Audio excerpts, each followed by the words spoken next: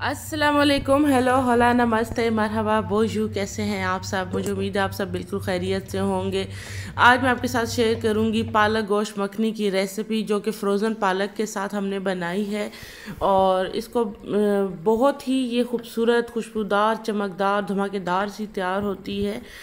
मखनी की रेसिपी आपके साथ शेयर करने लगी हूँ। तो मेन इंग्रेडिएंट्स जो हैं पालक गोश्त मखनी की, वो पालक गोश्त और मक्खन ही हैं। बाकी सारी चीज़ें ऐसी हैं जो हमारे घरों में मौजूद होती हैं। बोनलेस मैंने बछिया का गोश्त ले लिया है, बड़ा बीफ नहीं है ये। आप चिकन भी ले सकते हैं, मटन भी ले सकते हैं, मैंने बछिया ले ली है। आप बीफ भी ले सकते हैं, ठीक है। और उसके अलावा मैंने ले लिया है लहसुन अदरक का पेस्ट, तकरीबन 1.5 चम्मच जो है ना, बड़ा वाला भर के ले लिया है। 3 अदद प्याज हैं, ये मैंने काट लिए हैं मीडियम साइज़ के। 3 टमाटर ले लिए हैं और ये मिर्चें मैंने ले ली हैं हरी। और ये है फ्रोज़न पालक। पालक को खूब सारा उबाल लें, इतना कि उसका पानी उसी के अंदर खुश्क हो जाए, और फिर आप उसको चॉप कर लें चॉपर में डालकर, और इस तरह से क्यूब्स बना के रख लें। आपकी पालक मिनटों में झटपट जल्दी जल्दी तैयार होने के लिए बिल्कुल प्रिपेयर हो जाएगी। आप फ्रिज में रख लें आराम से। तो ये हमारे इंग्रेडिएंट्स हैं मेन, जो कि मैं इस्तेमाल करने लगी हूँ। और पालक इस तरह से आप चॉप करके चॉपर में उबलने के बाद बिल्कुल पानी उसका सुखा के आप रख लें, और बहुत आसानी होती है। पालक के साथ दाल पालक आप बनाएं, आलू पालक बनाएं, चिकन पालक बनाएं, बीफ पालक बनाएं, मखनियाँ बनाएं, इसकी जो भी बनानी है, ये पालक आपकी बिल्कुल रेडी है। बस फ्रिज से निकाल के पिघलाने की भी ज़रूरत नहीं है, सीधा डायरेक्ट आप हांडियों के अंदर डाल दें।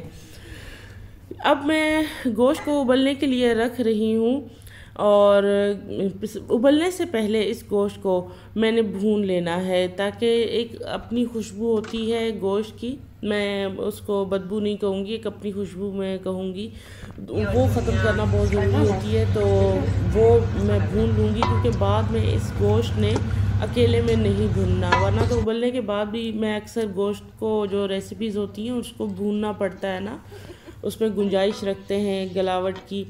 तो इसके अंदर हमने कोई गुंजाइश नहीं रखनी, पूरा फुल गला लेना है। लहसुन अदरक के साथ मैं इसको ऑयल में भूनूंगी, और ऑयल हल्का सा डालें, बिल्कुल हल्के हाथ से डालें, क्योंकि बाद में इसमें मक्खन ऐड होना है, तो इसलिए बहुत तेज़ हमने इसमें ऑयल नहीं ऐड करना है। आप दुआ कीजिएगा मेरे लिए, मेरा गला बहुत ख़राब है और फ्लू हो रहा है, और बहुत ही ज़्यादा काफ़ी थ्रोट इन्फेक्शन है। तो खैर, अब हम इसके अंदर प्याज ऐड करेंगे। प्याज हमने इसके साथ ही ऐड कर लेने हैं, क्योंकि हमें पेस्ट नुमा गले हुए प्याज चाहिए। इसके लिए हम प्याज़ों को किसी मशीन में पीस कर नहीं डाल सकते, हमें इस तरह प्याज काट के डालने हैं, और हमें प्याज़ों का स्मूथ सा तैयार गला हुआ पेस्ट चाहिए। जितनी भी मखनियाँ होती हैं या जितनी भी मलाई हांडियाँ होती हैं, उसमें प्याज और टमाटर बिल्कुल हमें स्मूथ चाहिए होते हैं।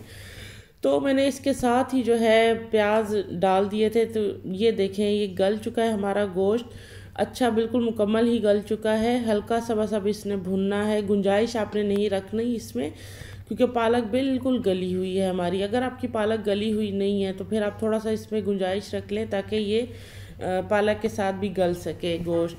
टमाटर हमने डाल दिए, कश्मीरी लाल मिर्च, रेड चिली, नॉर्मल वाली, नमक और धनिया पाउडर और साबुत धनिया और हल्दी हमने इसमें ऐड कर दी है। गरम मसाला हमने ऐड कर दिया है। ये मसाले डालकर हम इसको भून लेंगे। टमाटर जो हैं वो इसके अंदर आप पीस कर भी डाल सकते हैं, मैंने इसी तरह डाल दिए।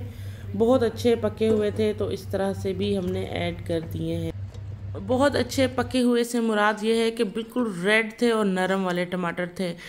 जब ये भून जाए तो इसके अंदर आप पालक ऐड कर दें। बहुत ही ज़्यादा भूनने की भी ज़रूरत नहीं है। पालक ऐड करने के बाद भी आप इसको हल्का फुल्का भूनेंगे। और अब कुकर में से मैंने एक चौड़े बर्तन के अंदर निकाल ली है पालक गोश्त को निकाल लिया है इस तरह से। इसमें ये बड़ा अच्छा खूबसूरती से ये ना, इसमें हम चम्मच चला सकते हैं। और अब इस स्टेज पे इसके अंदर हम दिल खोल कर मक्खन ऐड करेंगे। घर का बना हुआ ले लें, अनसॉल्टेड बटर आपने कोई भी अच्छा सा ऐड कर देना है। देसी वाला बटर जितना होगा उतना ही मज़े का होगा। ये ब्लू बैंड या ये जो बने हुए बटर्स मिलते हैं स्प्रेड वाले, जो हम ब्रेड पे लगाते हैं, वो ना हो। उसके अलावा कोई भी देसी टाइप का बटर आप यूज़ कर सकते हैं, और इसके अंदर मिक्स कर दें। इतनी इसमें चमक आ गई है और इतनी खूबसूरत खुशबू आने लग गई है इस हांडी की कि मैं क्या ही बताऊं। खैर, ये हांडी बिल्कुल तैयार हो गई है। इसको मैं निकाल रही हूँ एक बाउल में, और आपने ये हांडी ट्राई करनी है। अगर अच्छी बने तो कमेंट्स करके बताइएगा। अगर मेरे चैनल पे आप नए हैं, सब्सक्राइब नहीं किया हुआ तो सब्सक्राइब करें, और अगर सब्सक्राइब किया हुआ है तो आपका बहुत बहुत शुक्रिया। मिलते हैं नेक्स्ट वीडियो में, तब तक अपना ख्याल रखिएगा, मेरे लिए दुआ कीजिएगा, मेरा गला बिल्कुल ठीक हो जाए। बाय।